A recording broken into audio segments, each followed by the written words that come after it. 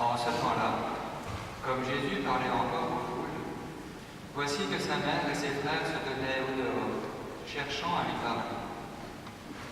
Quelqu'un lui dit, « Ta mère et tes frères sont là dehors, qui cherchent à te parler. » Jésus lui répondit, « Qui est ma mère et qui sont mes frères ?»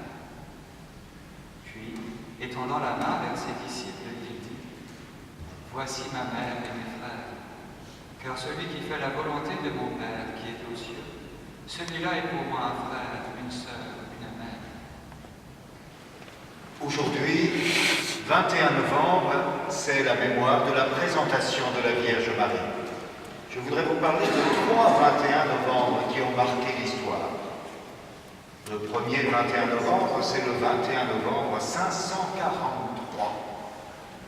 On dit que c'est ce jour-là qu'à Jérusalem a été dédicacée, consacrée, la basilique Sainte-Marie-la-Neuve, la Néa, près du Cardo. Ceux qui ont visité la ville sainte, et on en voit quelques restes de cette église fort ancienne.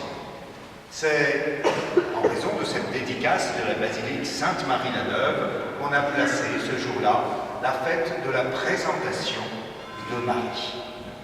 Alors bien sûr, nous connaissons les récits apocryphes qui nous montrent cette petite fille de 3 ans, toute joyeuse, s'élançant vers le temple du Seigneur, sans même se retourner vers ses vieux parents, ce qu'on trouve souvent un peu saumâtre pour Anne et Joachim. Nous pouvons un peu hausser les épaules vis-à-vis de ces récits et nous demander si tout cela n'est pas une pieuse légende et quelle est l'historicité de tout ce qui nous est raconté. D'ailleurs, l'Église est très prudente, elle ne nous fait pas fêter aujourd'hui la présentation de la Vierge Marie au temple, mais la présentation de la Vierge Marie. Car quoi qu'il en soit, de l'historicité de ces événements, ce qui est sûr, c'est que Marie est présentée à Dieu.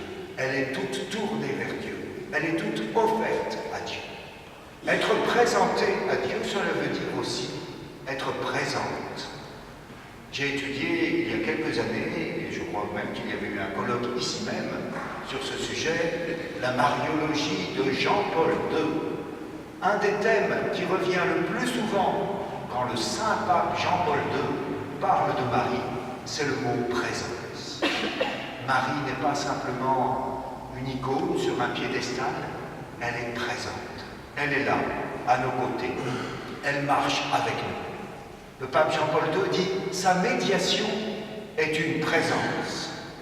La médiation de Marie n'est pas simplement un intermédiaire, un intercalaire, quelque chose qui traînerait au milieu des hommes et de Dieu. Non, Marie est tout entière présente à Dieu. Elle est tout entière présente aux hommes. Sa médiation est une présence. C'était le premier des 21 novembre, 543. Le deuxième 21 novembre est plus proche de nous. C'est le 21 novembre 1964. Ce jour-là, Saint Paul VI, puisqu'on peut maintenant l'appeler ainsi, le pape Saint Paul VI proclamait Marie, mère de l'Église. C'était pendant le Concile Vatican II, au moment même où il avait promulgué la Constitution Lumen Gentium. Le pape Paul VI a choisi de déclarer solennellement que Marie était mère de l'Église. Bien sûr, Marie est mère de l'Église depuis le jour de l'Annonciation, depuis le jour où elle a conçu en sa chair le Fils de Dieu fait homme. Elle n'engendre pas la tête sans le corps, elle engendre son Fils tout entier. Et ce corps de son Fils, le corps du Christ, c'est l'Église. C'est pourquoi Marie peut, à bon droit, être appelée mère de l'Église depuis le jour de l'Annonciation. Mais cette maternité sur l'Église a été aussi manifestée au Calvaire.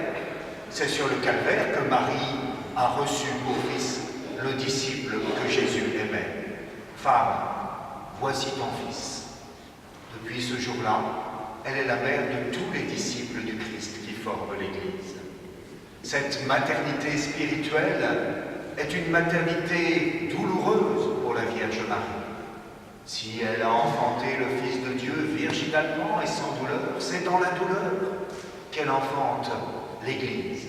C'est dans la douleur qu'elle nous enfante à la grâce. Par sa charité, dit le Concile Vatican II, elle coopère à la naissance à la grâce de tous les fils de Dieu. Pascal a pu dire que le Christ était en agonie jusqu'à la fin du monde. On peut dire que la Vierge Marie est parturiente jusqu'à la fin du monde, dans les douleurs de l'enfantement, jusqu'à ce que le dernier élu soit entré dans la maison du Père. Enfin, Marie est mère de l'Église, le jour de la Pentecôte. Elle met au monde ce jour-là l'Église, puisqu'elle était présente, non sans un dessein divin, dans le Cénacle, au milieu des apôtres, en ces jours où l'Esprit Saint descendait sur l'Église. Marie met au monde l'Église au jour de la Pentecôte. Le troisième 21 novembre que je voudrais souligner, c'est le 21 novembre 2018, aujourd'hui. Car être présent, c'est être présent aussi au temps qui passe, être présent à l'instant qui nous est donné par Dieu, à la grâce qui peut s'introduire dans chacun de nos cœurs. Il y a une grâce particulière de cette fête de la présentation de Marie. Les religieux, les consacrés, les membres des instituts séculiers qui sont ici renouvellent leur acte d'offrande en l'unissant à celui de Marie. Mais je voudrais aussi vous parler de ceux pour qui c'est la fête aussi aujourd'hui. Ceux dont on parle beaucoup et qu'on voit peu. Ces fameux chrétiens du seuil. On en parle dans nos paroisses. Où sont-ils, ces chrétiens du seuil, ceux qui se tiennent à la porte, qui viennent de temps à autre, mais qui n'osent pas franchir le pas pour entrer pleinement dans l'Église? Il me semble que c'est leur fête aujourd'hui. Qu'ils s'unissent à Marie, qu'ils entrent dans l'Église, résolument, franchement, comme la petite fille Marie est entrée dans le temple, sans regarder en arrière. Lorsqu'on demandait à saint François de Sales ce qu'il fallait faire, il disait « Il faut aller à Dieu ». Et quand on lui disait « Mais comment faut-il y aller ?» il répondait « Tout droit, comme un boulet de canon ». C'est ainsi que Marie entre dans le temple. C'est ainsi que les chrétiens du seuil peuvent entrer dans l'Église, qui n'hésitent pas. Il y en a peut-être ici, je sais que dans ces sanctuaires, souvent, des gens franchissent la porte, viennent voir, ils ne savent pas trop. Tiens, qu'est-ce que c'est, ces dames vêtues de blanc avec un grand voile noir? Qu'ils viennent leur parler, ou bien qu'ils viennent trouver le père d'Augustin, le recteur, qu'ils n'hésitent pas à entrer. Enfin, c'est aussi la fête, me semble-t-il, des personnes âgées, de celles qui sont au seuil de l'au-delà. Il va falloir y rentrer dans cette vie éternelle, tout vif, avec la grâce de Dieu. Et Marie, certainement, que l'on prie maintenant et à l'heure de la mort, nous accompagnera. Ces personnes âgées, quelquefois, ont tendance à regarder en arrière. Elles sont quelquefois tentées, comme la femme de Lot, de se retourner. Le Seigneur a dit, celui qui a mis la main à la charrue et qui regarde en arrière n'est pas digne du royaume des cieux. Je rencontre quelquefois dans ma paroisse des personnes âgées pour qui la mémoire est le seul organe du bonheur, qui ne peuvent être heureuses qu'en ressassant le passé. Eh bien, qu'elles se persuadent, toutes ces personnes, que le bonheur est devant elles. Qu'elles entrent résolument dans le temple, qu'elles entrent résolument dans la vie de Dieu, qu'elles entrent dans la maison du Seigneur. Elles y découvriront le Christ, notre grand prêtre,